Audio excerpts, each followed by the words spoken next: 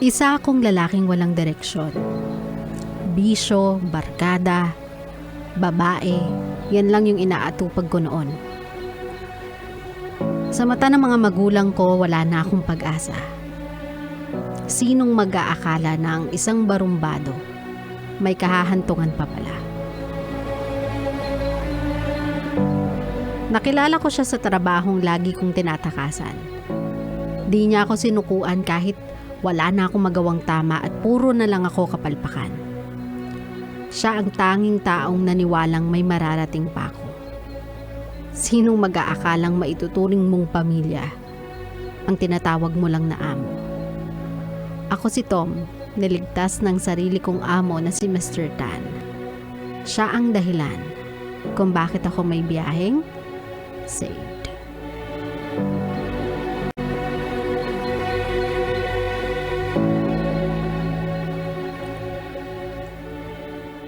My love, the right people can inspire you in ways you can never understand. Kasi syempre kapag may pinagdadaanan tayo, pag may problema tayo, we feel so alone with our own thoughts. Feeling natin tayo lang yung nakakaranas ng ganito, na it's impossible that someone out there is experiencing the same pain that we are going through. But then again, life has its funny way of showing us a certain direction and letting us meet people sa journey natin in life that will make us realize na no, that type of situation ay hindi exclusive lang sa atin. That's somewhat long before us, may taong dumaan sa same ng pinagdadaanan natin.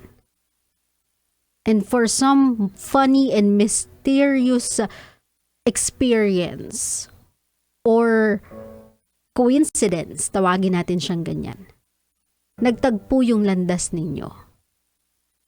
At yung taong minsan na nasa pwesto mo at nagawang nakaalpas, now is willing to guide you to get through the same thing. Minsan pa nga, my love, may makikilala tayong mga tao na they have experienced the same thing.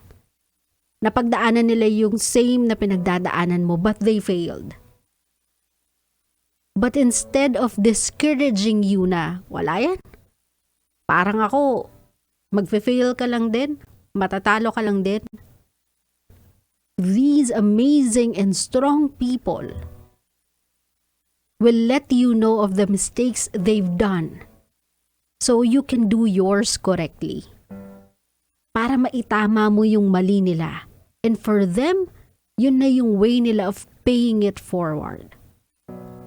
At sa buhay natin, my love, there are certain people that will look down on us, discourage us, will not believe in what we can offer, what we can do. May mga taong magdadoubt na, kaya mo ba yan? Parang hindi mo naman kaya yan. May mga taong magsasabing wala kang mararating. And some people will eventually give up on you. But there are also those people. Funny kasi, hindi mo ine-expect na sila yung tipo ng taong tutulong sa'yo. They are the least you expect that would care for you. But they do.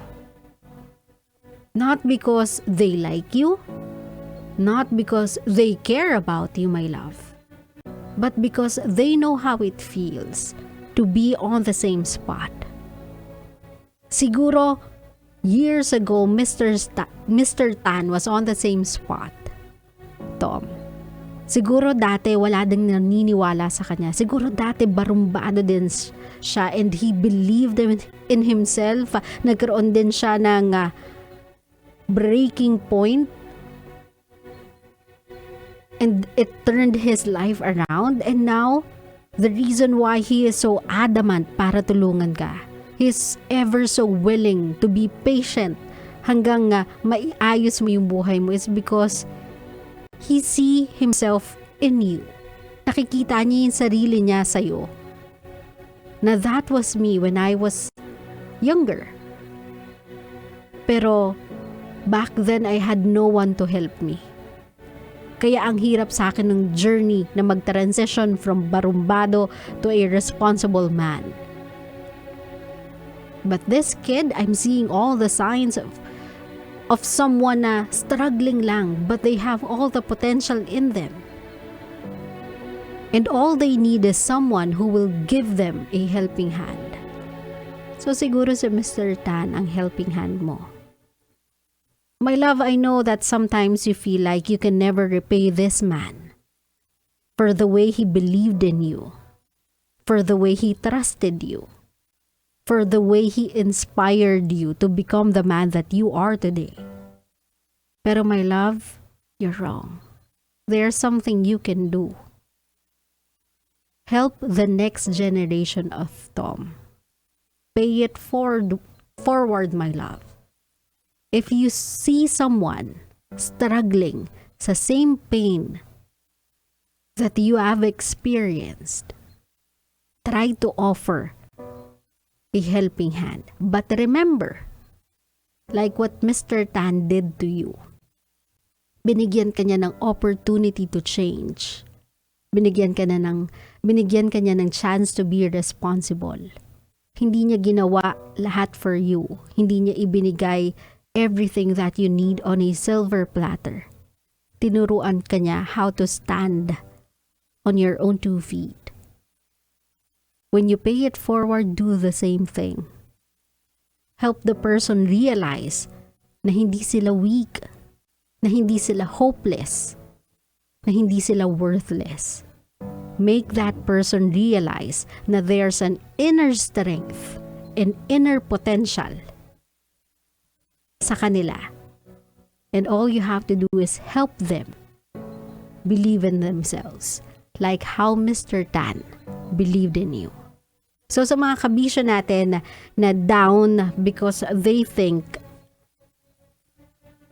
na there's nothing special in them, na parang, alam mo yon, when you look at everybody around you, you feel like meron silang something to offer, something that they are good at, and you look at yourself at wala kang nakikitang, kung tawagin natin ay mastery mo, specialty mo, special skill mo. My love, give it time. The right person will show you that you are special. Or actually, minsan nga hindi mo kailangan maghintay. Kailangan mo lang mag-observe. Some people already think you are special. You are unique. You just have to look for the right people. Claro? Claro.